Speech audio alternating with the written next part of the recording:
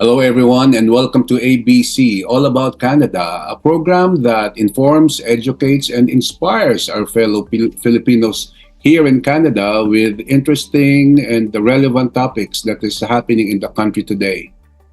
For this episode, we have a very relevant, I would say, topic. It is and very interesting as well, as we have three topics today to discuss. First is the 5 unsung deaf Filipino leaders. Second is the 5 misconceptions on Filipino Sign Language. And finally, the 5 signs with different meanings in ASL or American Sign Language and FSL, the Filipino Sign Language. And with us today is a common face probably dahil napapanood niyo po siya sa TV. Siya po ay familiar face sa kung kayo po ay nanonood ng news. For example, TV Patrol, 24 Oras, TV5, ANC Dateline, at ang government channel sa Philippines, Rise and Shine Pilipinas. And she is also, for 30 years, has been a teacher for the deaf from 1993 to 2023, Philippine School for the Deaf as well, from 1993-2005, and from my alma mater, De La Salle CSB, Benilde, Deaf School 2005 to 2023, recently retired. Ladies and gentlemen, please welcome Feby Sevilla. Hello po. Good day po sa lahat. Kamusta ka? Kamusta ka na, Feby? Okay naman po. Kayo po, kumusta din? Diyos sa Canada. Mabuting. Kamusta Pilipinas? Ganun pa rin. Alam mo nyo na, hindi ko na elaborate. Alam nyo naman, updated kayo sa mga nangyayari sa ating bansang Pilipinas. Oo. Feby, gusto nilang siguro malaman kung paano ka nagsimula dito sa career na ito. Bilang guro sa mga deaf. Actually, by chance lang po. Yun din po ang tinatanong nila, do you have a relatives, a deaf relatives? How I wish na na meron kaming deaf relatives. Kasi it will be more parang sinasabi natin na mas believable. Kumbaga, he knows what she knows what she's saying kasi meron siyang relative na deaf. Pero sadly, wala kaming known na deaf in the family, in the relatives. By chance lang po. Actually, I have 3 other sisters who also retired. They also taught deaf. Pero sa elementary po. One in Bataan, then in La Union, and one in Lokban Elementary School in Manila. Ako lang po ang naiba dahil high school po yung aking tinutukan sa Philippine School for the Deaf. Paano naman kayo nagsimula sa TV na madalas naming mapanood?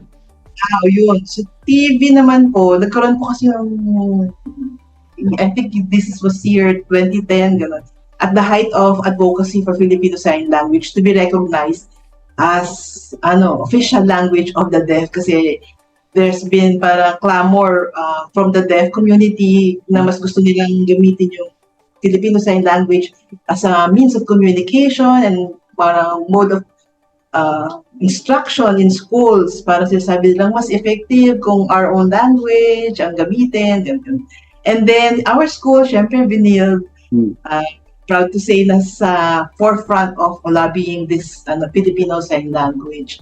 Doon kapag may mga event, mga special coverage, mga of significant national event, pinush nilabi ng School for the Deaf under our school na magkaroon ng inset interpreter para naman sa mga accessibility for our deaf Filipinos or kababayans. Bago tayo pumunta doon sa napakaganda nating topic, tatanungin pa kita, meron bang census sa Pilipinas more or less kung may ilan ng deaf? Yun nga din ang namin, parang nilalabi din namin na magkaroon ng separate. Kasi as alam natin, ang deafness hindi siya apparent na disability, unlike the blind, unlike yung mga hindi siya physically obvious, hindi siya physically seen, hindi siya apparent na disability. So puros mga estimates, mga rough estimates lang. Ganyan. Kasi yung iba naman, sabihin, like for us, tayo, pwede rin tayo maging deaf, even, yung kumbaga, hindi lang tayo profound deaf or congenitally deaf or yung inborn through the course of our parang adult life, pwede tayong mabingi. Kaya, papaano mo siya? Ayan. Kaya ang hirap, unlike in other disabilities na very obvious, pwede mo siyang bilangin. So, retired ka na as a teacher. Pero sa TV, tuloy-tuloy pa rin. Tama ba? Ito sa community, may mga seminars, workshop na day, whole day, mga week-long, yun na lang. Pero yung namimili na tayo kasi hindi na tayo bumabata. Dagdag ko nga pala, tama ba ang aking nabalitaan na ikaw ay magiging author? Opo. Ay, naku po. Trying hard. Parang gano'n. Opo. In the, in the works na ba? Malapit na? 80%? 90%? For me, 100% okay na siya. Kaya lang, parang nire-review po ng mga kaibigan, tapos nagbibigay sila ng feedback, peer review, friendship, na mga author na din. Patingin pa, basa naman po yung akin para... I'm sure we'll be very happy to, mga Canadians will be very happy to support you. No? Thank you po.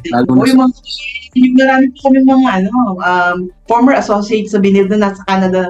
Hello po sa inyo, mga nasa Calgary, saan ba yun? Basta nandyan. Hello sa inyo. Magkita-kita tayo rito, no? Somehow. Baka parang may convention dito. Minsan nagkakaroon ng convention dito yata. No? Parang may nagkaroon ng convention dito sa Vancouver ng ganyan. Ano yung state ang malapit sa New York, sa Rochester?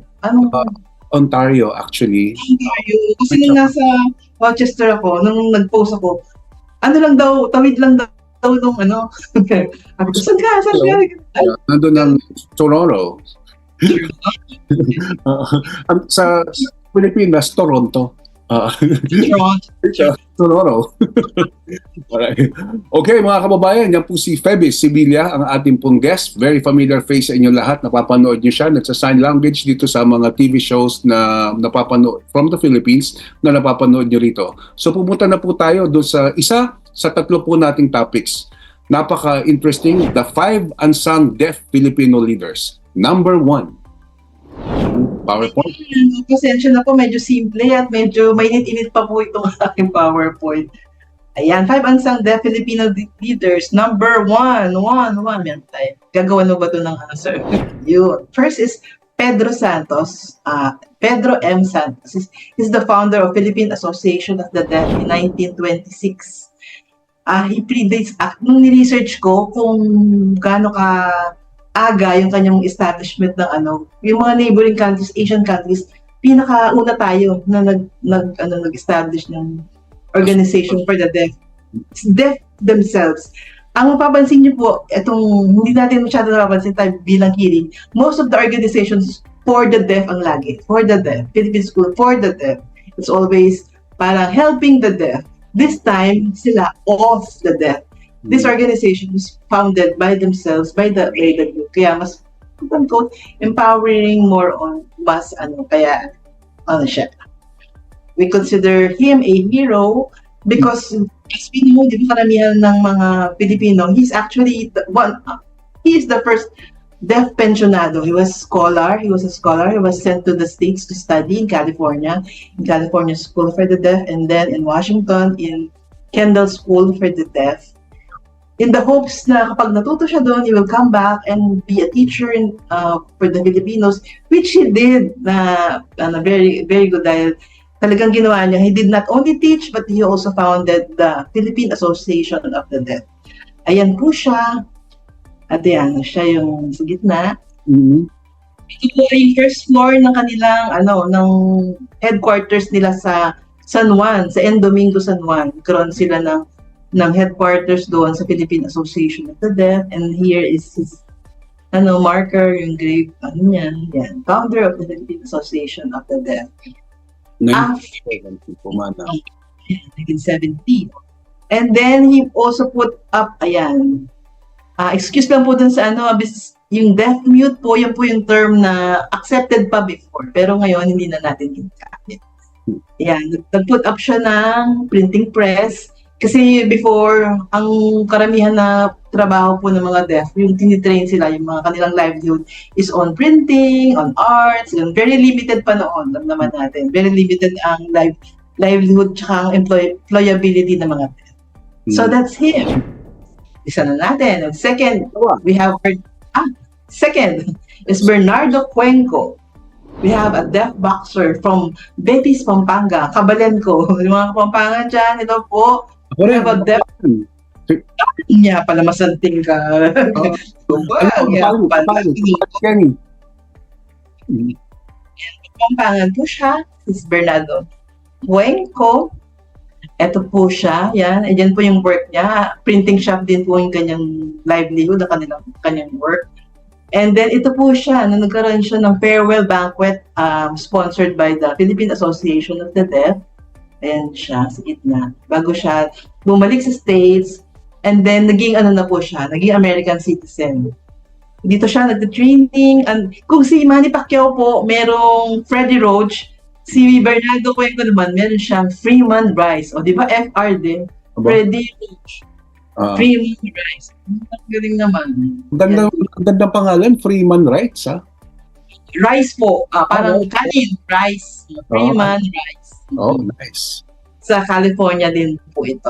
Yan ang ating mga hindi mga unknown in the deaf community. Kahit na ako, ngayon ko lang narinig. Kaya napakaganda na nagkaroon ng exposure. Kapag gusto niyo pong malaman, dun sa book ko po, kasama po sila. Yan po yung looking forward to that book. And we have for our third unsung deaf leader, we have Miguel Albano. He's the first deaf teacher in PSD. Ayoko naman pong i-claim na he's the first deaf teacher in the Philippines kasi hindi ko alam, baka meron pa dyan. Pero I can definitely say na siya yung first deaf teacher sa Philippine School for the Deaf, which parang parang implied, siya na rin yung first deaf teacher sa buong Pilipinas because Philippine School for the Deaf is the only school for the deaf at that time. Parang, hindi lang po siya naging teacher, ayan, as you can see in the, he became the chief of section sa Bureau of Education. Wow. Ang nakakahanga sa kanya, nung ninonominate siya, siguro may nag-retire na, tapos ninonominate siya, may mga iba pang na nakakarinig, yung tinatawag nilang normal or regular. Parang kina-question yung kanyang appointment, bakit daw nag-appoint ng deaf. Ang magandang kwento sa kanya, ang nag-defend sa kanya is former Senator Abada, Esteban, I forgot that. Abada ang nagsabi, wala akong kilalang na mas gagaling kay Miguel Albano when it comes to nitty-gritty ng mga efficiency, tsaka yung kanya work ethics, parang gano'n. Parang wow, di ba? Nakaka-proud naman. Parang si Apolinario Mabini lang kung na-question niya kanyang ability because of his, di ba, disability. Wow. Ganun din na nangyari sa kanya. Because of his deafness, na-discriminate siya. Pero fortunately, may someone stood up for him na kaya niya nakuha itong kanyang pwesto as chief. Yan siya. Very inspiring. And then, ito po siya. Yan si Miguel Albano. Yan, siya yan. Nagturo siya sa Philippine School for the Deaf in 1920s. Medyo maganda ang kwento niya. Medyo pwede ngang pang MMK. Kasi ito po si Delight Rice, the founder of Philippine School for the Deaf. This was taken during his retirement year. Pero pinaaga niya, ni-request niya kung pwede bang maging mas maaga for a few months, maging few months earlier yung retirement niya para maka-attend si Delight Rice. So he can proudly say na ito ako ngayon, yung dating kawawa na from Bacara, Ilocos Norte, because he came from Bacara. Actually, late deafened siya. Mga teenager na siya nung na-aksidente siya. So he can speak before, meron siya and then when he went to school, nabubuli na siya because he can't catch up with the classes. Nagtumigil siya ng school tapos naging suicidal. Siya. Parang feeling, parang useless na ako. Parang, yun nga, yung mga, during those days, di ba, alam natin walang accessibility sa school, feeling niya, wala na siyang kwenta. Until he heard of the school, yung Philippine School for the Deaf. baka dito ako pwede kasi deaf na ako. Might as well accept na deaf ako. And then, nung dumating siya, sabi niya, gusto kong mag-aral. Ano na siya, pa-high school na siya. Sabi ni Delight Rice, we only have until grade 5. Overqualified ka na. And then, inassess siya ni Delight Rice na matalino. He can read, and he can write. Sabi ko, and hindi pa mahigpit noon eh. Basta't matalino ka, you can prove yourself na di ba? Yung mga lolo nga natin noon eh, grade 5, grade 7 lang ang tapos, pero diba, pwede nang magturo, hindi pa mahigpit noon sa mga licensing, mga ganon, unlike now. Pinagturo siya sa deaf. Pero syempre na may training muna ng sign language. And he was also a reader for the blind. Binabasahan na yung, nagtuturo rin siya sa blind kasi voice naman ang gamit ng blind. So, kahit deaf na siya, pwede siyang tagabasa. So, that was his work. Pero for a short period of time lang siya naging teacher. And then he moved, paano ba? Nag-move nga siya sa Bureau of Education pa ang tawag. He took civil service. Wala pa nun yung LET. Hindi pa uso yung LET nun. Basta civil servant ka, parang lahat. Any work in the government, civil service lang. And he passed. Kaya qualified siya to be in the government. And then, yun nga, yung kanyang work as chief. Ay, sorry po, hindi ko na naayos. Sorry. And, ang bilis natin na. And fourth po, ito si Richard West. Sabi niyo, bakit mukhang Amerikano? Mukha lang po siyang Amerikano. Pero father niya is American. Okay. And mother niya po ay Spanish-Filipina, mestiza. Galing pong Cavite yung kanyang mother. He was born in Manila. Grew up in Manila. Tapos, pero may kaya po kasi sila, si Richard West, founding general manager ng Pad Coffee Shop. Familiar ba kayo yung mga oldies dyan sa Canada? Na-try nyo ba yung may sign language dun sa... Na-try nyo ba yun, bro? Yung may deaf Doneta na nagsa-sign language coffee shop. Siya yung founding general manager and president of Pad. I see. Oh. Well, narinig ko siya pero hindi ko siya na-experience. Yeah, pero narinig ko siya pag merong nagkukwento ng mga sinauna. Wala siya kababayan natin na matagal na nasa Canada at siguro naabutan yan. Talaga, merong sign, siya yun. Siya yung founding, Tsaka nag-training din siya ng culinary sa I forgot, hindi ko ano. Basta may Santa Clara o Santa Barbara or something. Sa California, nag-training siya ng culinary arts. Culinary. Napakaganda niya na. So, mga waiters niya at saka mga servers. Sabi, this coffee shop is operated by the deaf, for the benefit of the deaf. Sila po yung owner, sila din yung nagluluto, and sila lahat nagkakahang. Baka diyan na naging popular yung ganito. Pwede nga. Di ba? Diyan nagsimula. Sa Amerika, hindi ba kultura yung gano'n? Tayo lang ba yan? Pero yung ang naging modern na, ganito na raw. Sorry. Credit card eh. Anyway, sige, continue. Very interesting. Ito siya, pinupoint ko lang, nakikita ba yan? And then, kung makikita niyo po sa gitna, this is over a cup of coffee. Sino nga yun? Si Cadoroy Valencia. Ayan po siya, Cadoroy. Very instrumental po siya dahil siya po yung nag-waive ng rental fee. Parang, I'm not sure kung free or very minimal ang kanilang rent sa Luneta at that time. Kasi siya po yung parang head ni Cadoroy Valencia. Yeah. Para siya ang Luneta recreational head. Parang gano'n. Ang paayos ng Luneta. During the time of diyan siya nagkakape kaya over a cup of coffee. Ito po siya during one of the parang gift-giving na kanilang association. This is also in Pad headquarters in San Juan. Ayan, giveaway sila ng Christmas giveaway. And then finally, ito po ang pinaka natin, Guillermo Crisostomo, unsung deaf hero of World War II. Sayang hindi ko mapakita yung pictures, pero sa book, mandoon siya lahat. And a vast Filipiniana Rizaliana collection. Ito po siya. Kung kilala niyo po si Chodoro Calao, Okay? Yan Yeah. lang. Ayan. Sumusulat po siya kay Guillermo, who is deaf, to ask for his, to procure, to acquire his vast collections. Ayan po yung kanyang inquiry. Pakibasa na lang po kung ano yan. I have that. Pula? Okay. Sumulat siya dun sa deaf. This is Toro Calao. Oo. Teodoro Calao has been corresponding with Guillermo Crisostomo about his collections. Kasi alam naman natin, di ba, ang Oo, kaya pala yung National Museum ngayon, kung di ako nagkakamali, yung National Library, along Teodoro Calao yata yun. Ano? yes, dating San Luis, tapos nung when he died, it was named after him. Dahil siya yung yan. Then, yan. Sa kanya ko, sa anak po niya na-acquire ko yung maraming artifacts tsaka ephemera. Yung mga paper collaterals, yung mga IDs, newsletter ng Philippine Association of the Deaf. Noong una yun lang interested ako. Tapos yung sinabi niya, deaf din pala yung father niya. Mas marami pa akong nakuhang about his father. Parang pati pa kwento nga po yung buhay niya. Tapos nabasa ko yung mga articles about him.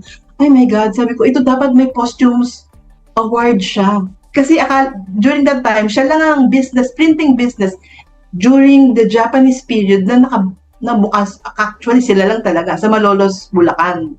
And him being deaf, sabi nila, harmless yan. So he continued with his business. Unknowing na gabi, nag-work naman siya para sa American Forces, sa USOP.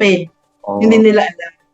Alam gano'n. Ang gandang kwento to, material na pwedeng i-pitch sa mga gustong gumawa ng mga indie film or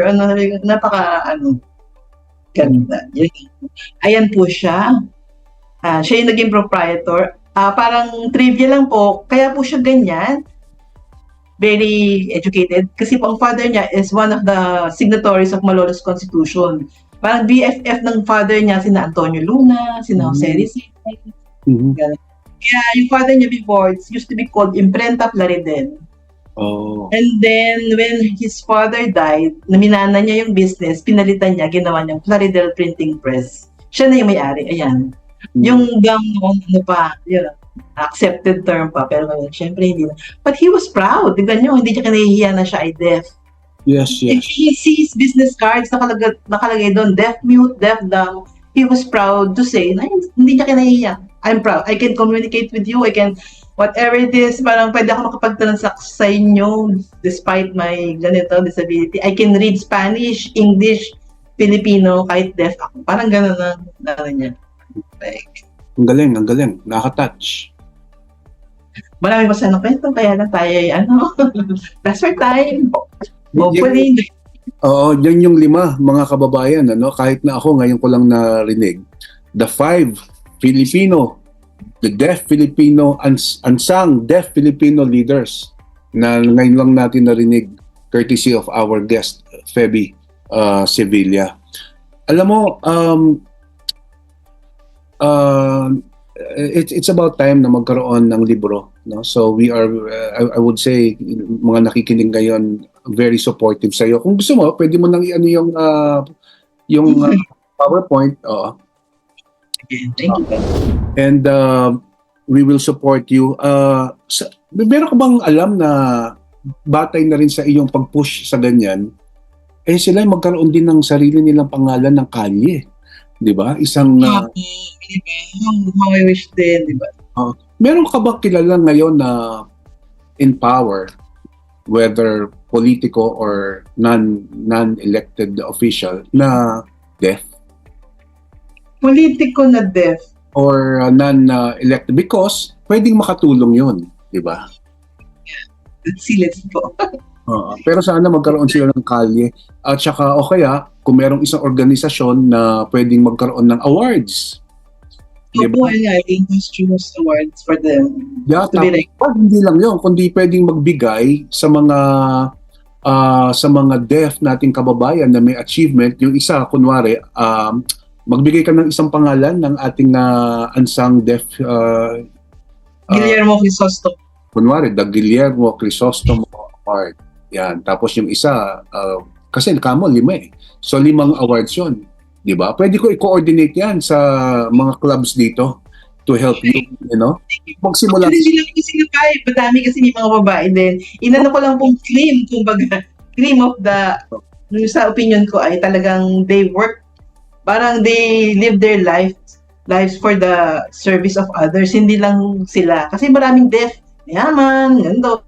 Pero eto mga to talagang despite na meron silang disability, may pamilya sila, they did not make those things as an excuse para to work for others. And they really help the deaf. That is right. Sana mga kababayan na nakikinig ngayon kung meron kayong organisasyon or gusto nyong tumulong sa mga kababayan natin na deaf sa Philippines, alam mo na kung sino ang kukontakin. Alright? And hopefully, who knows, baka magkaroon ng scholarships sa mga sa mga hindi maka-afford pumunta sa deaf school, di ba? And hopefully, magkaroon din ng panibagong last question. Meron ba ulit coffee shop na run by deaf or any any restaurants po meron. We have deaf-owned restaurants. Meron pa in Manila. Napakaganda. Napakaganda. So future. So, pero maganda sana ma-revive yung nasa Luneta kasi maganda siyang imagine mo Luneta, parang iconic nasa Luneta siya. Kaya recently pumunta ako sa lugar, doon pa yung structure. Sabi ko, nagre-renovate ngayon ng Luneta, baka po sabihin niyo, wag niyo muna po sana i-tear down yung yung structure, doon pa siya. Yung skeleton, yung pinaka doon pa. Ano mo ng picture bago pa siya. May picture po ako, nakunan ko sa wag mo nang masira. Baka sakaling pwede pang ma-revive. Okay, mga kababayan, yan po ang first topic natin, the 5 unsung deaf Filipino leaders. Papasok na po tayo doon sa second topic po natin, which is the 5 misconceptions on Filipino Sign Language, courtesy of our guest as well, Feby Sibilia. Ayan, nasusuwas. Very simple lang po yung aking ngayon. Hindi ko na po siya nilagay sa Canva. So 5 misconceptions. Number 1. Filipino Sign Language is based on spoken and written Filipino. Yun pa sinasabi. Dapat English, dapat ASL, American Sign Language, dapat Filipino, very backward, parang sinasabi. Because sinasabi nila, naka-base daw sa Filipino or Tagalog, which is not the case po. It is a legitimate visual language used by the deaf Filipino. Kaya po siya tinawag na Filipino, not because of the spoken, what yung Tagalog natin, hindi po siya nakabase doon. Nakabase lang po siya doon sa gumagamit. Ayan, sila po, yung mga Filipino deaf. Wala po kinalaman yung Tagalog natin sa kanilang pagsisenyas. Kasi po na yung language nila is a visual language. Hindi po siya naka-based sa written and oral language natin. Nagets po. Yes. Ay, pareho lang naman ng American Sign Language at saka FSL. Bakit ba paiba pa kayo? Kasi napapansin ng mga tao, even the teachers, even sa school po namin, even sa school na noon yung CSB is very very progressive. We parang talagang naka kami sa deaf community. Sadly sa DepEd, even the DepEd, noon po yun, pero ngayon because of the passage of RA 1106, also known as Filipino Sign Language, ay sa wakas.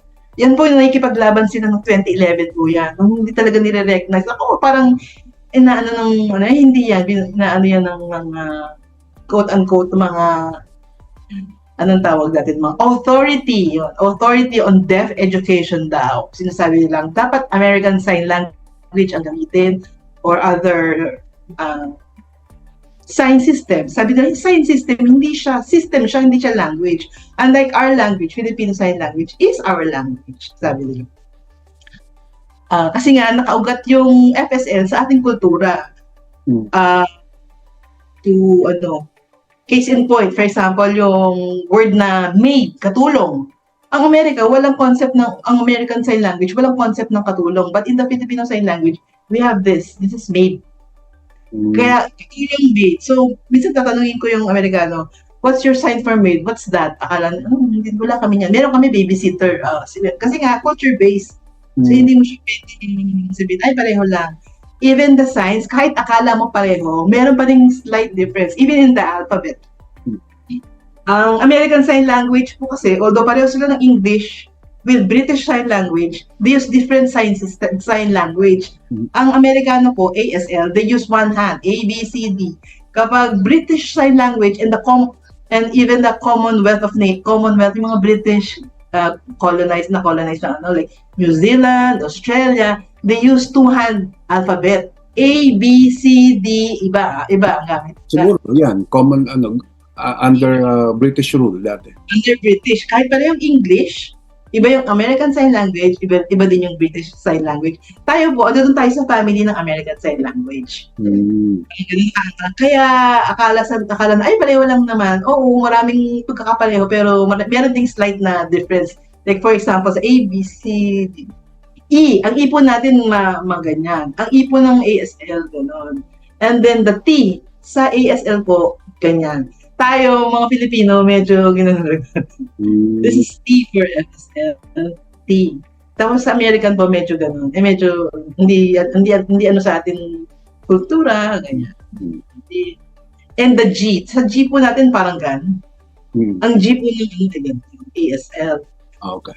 And then sa even in days of the week, sa American po is Monday, Tuesday, Wednesday. This is American Sign Language. Pag sa Pilipino, para Monday, Tuesday, Wednesday.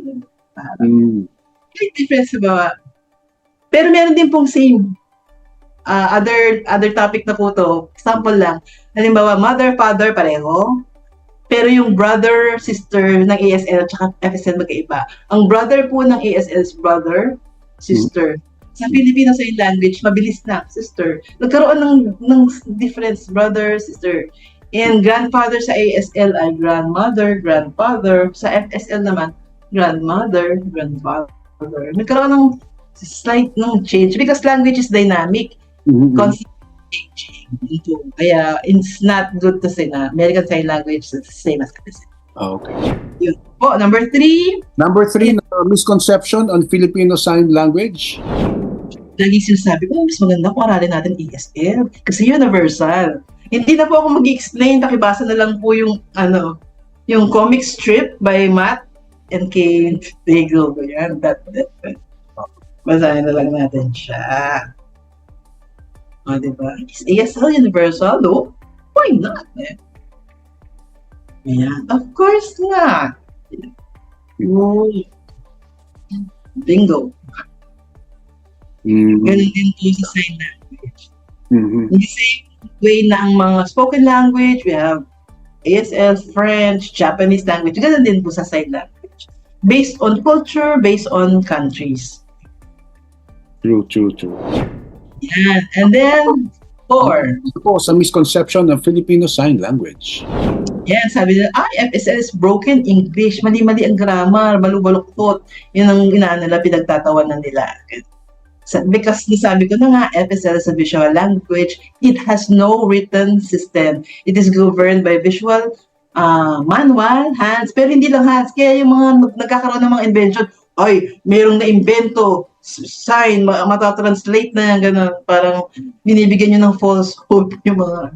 Because sign language is not just the hands, it's the face, it's the eyes, and the body movement. Marami siya, eye gaze and everything. Even the mouth, yung payat, mataba. It's the whole package. Hindi pwedeng, may kamay dito, magta-translate. hindi po gano'n. Kaya minsan tayo nagtatag ng mga friend, uy, may bagong invention, pwede nang ganyan-ganyan. Parang napapagod na rin. Hindi po yan mag-work kasi language po lalo ngayon, di ba, may mga sa Filipino, may Becky language, may halo-halo, ang daming mga clippings, kasi hindi mo siya lalo na kung visual language. Parang ganun po. Ayan nga, dahil sabi nga niya, Japanese, sorry po. Ayan. Japanese, okay. Future tense. Basahin natin, Japanese has no future tense. Russian has no articles. Tui has no gendered pronouns. Fai has no adjectives. In Italian, subject pronouns are optional. Many languages do not have a written form. What Same more goes with can you say, yeah, about ASL? Yes. kung ASL, wala, same, basta po visual language, wala siyang grade. So, paano sila nagsusulat? Inaaral nila kung ano yung language ng school, ng ano nila, ng community, ng society nila. For example, if I am deaf Filipino, I live in the Philippines, I have to learn English and Filipino. Ituturo sa amin yun, they will use tools, science systems, pero not the language. We will, ganito, ganito. Kasi, I'll give you an example. For example, the sentence is, ito yung written sentence, the car is under the tree. Oh, for example, the car. Ang sa sign language, merong car. Ganito lang po yan tree. Ganito yung car. Yan, ganun lang yan. Wala ang mga deaf ng the. Hindi nila, anong visual representation? The car. Yung mga ganun po. Yung mga ano natin, an, or, ganyan. Ikita lang nila yung words. Kaya pag sumisay na sila, nasasabi sila ganun, most of the time, nawawala na yung mga tenses, yung mga ganun. Kasi nga visual sila. Kung ano lang yung nakikita nilang, yun lang ang lumalabas. Unless you teach them early on, bata pa lang, ganito ang pagsusulat ng mga nakakarinig, nanginig this, that, past tense, past tense, present tense, mga verbs. Tinuturo po yun. Tinuturuan sila how to read the language. Tinatawag na L2. Ang L1 po kasi nila is the sign language because they are deaf. And their L2, yung language nila is, the second language nila would be English or Japanese if they are living in Japan. Gan. Naka-overwhelm po ba? Sorry po, minsan I have this tendency to... So ngayon ko lang na-realize na gano'n, kumbaga, tama ka yung car under the tree, car, at saka yung tree lang. Okay. As wara, hindi nila nakikita. So you have to teach them, pag is, pag ano, yung mga English teacher dyan, yung mga parts of speech, yun. Saka lang po nila matututunan, okay. And then the last. Okay, mga kababayan, ang topic po natin ay 5 misconceptions on FSL or Filipino Sign Language. Ito na po yung panglima. Ayan po, sabi nila, FSL bago lang yan. FSL just a new thing. Yung sinasabi din po dito sa Pilipinas, ngayon lang daw nila narinig. Well, truth of the matter is, medyo technically while the term FSL has only been used in early 2000, dahil lately lang siya napag-aralan. But the language itself has been existing since 1604. Meron tayong mga evidence na kay Father Chirino, Relación de la something in Spanish, na may deaf na gumagamit ng sign language during their catechism and their baptism sa Dulac Leyte. Ayan po yung kanyang story. May story po yan.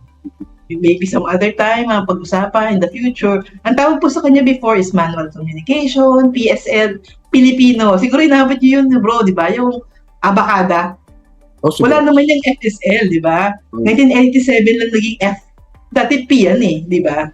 Panahon ni Lope Casantos. 20 lang ang abakada. Abakada egahay naman ba? Inabot na. May kanta pa nga yan ni Lorante.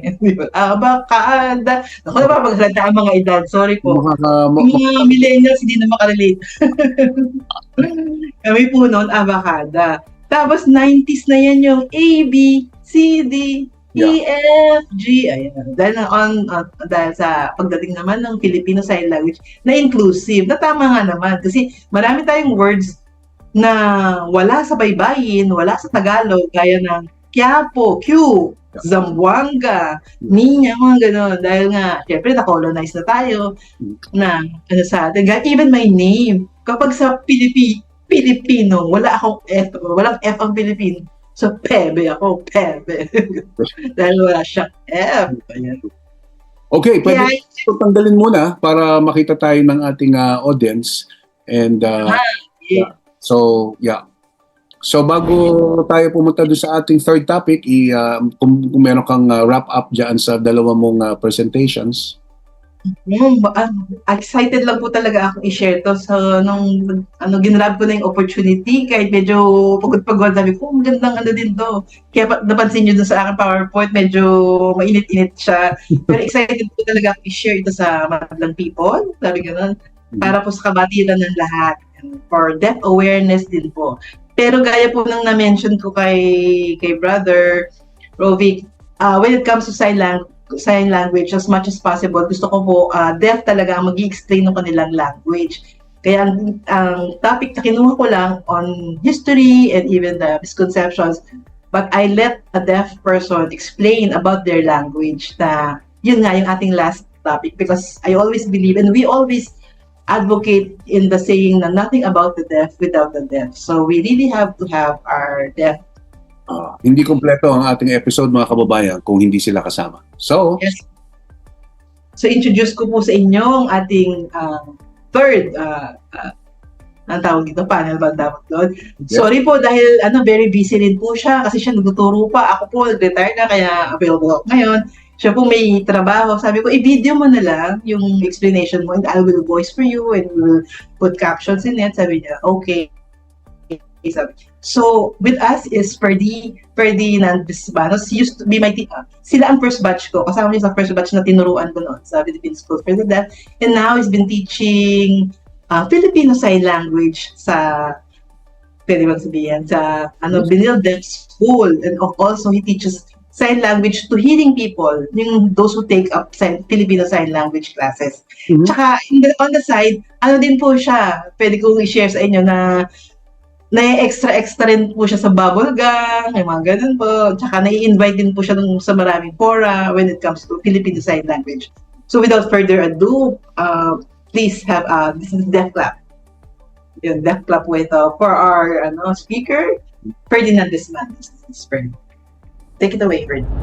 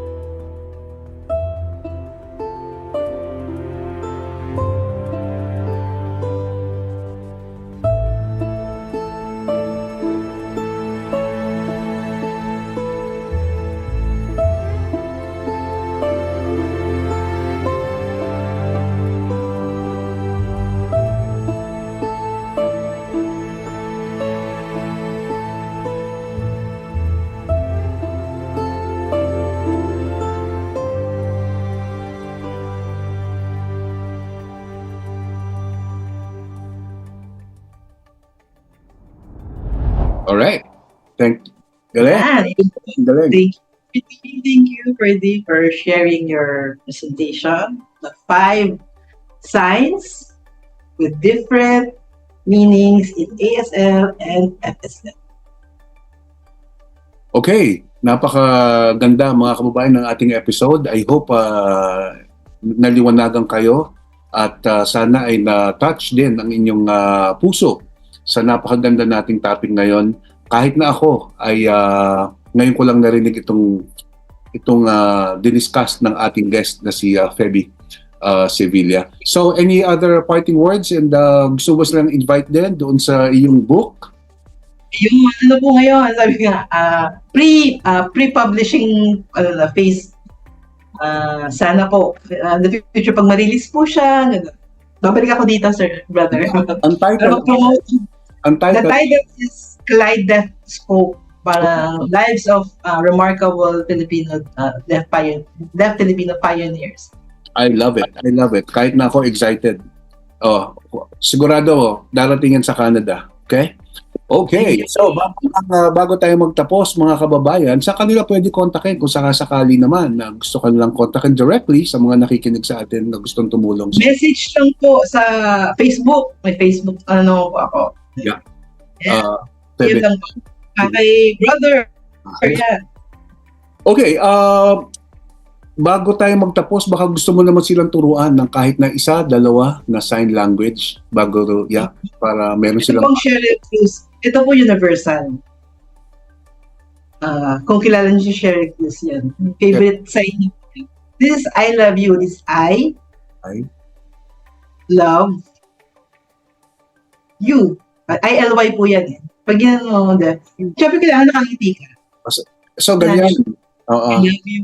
Kung may nakita ko mga deaf, kaya be careful, baka mamaya bakit na I love you ako? Siguro pag, I love you. Yes. I love you. Yes. Thank you. Yeah, thank you. Thank you. Akala ko ganito. Pwede po isa. Pwede isa. Pwede rin po yung thank you sa mga Becky dyan, sa mga...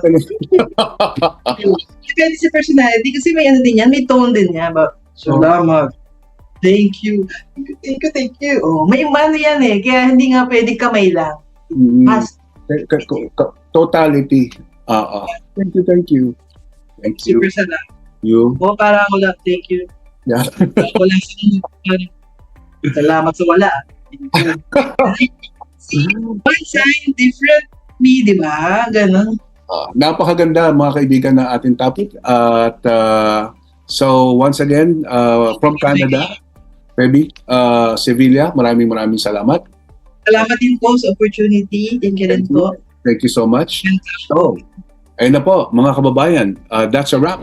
Thank you for watching All About Canada, a program that educates, informs, and inspires our fellow Filipinos with relevant concerns happening in the community and beyond, even in the Philippines.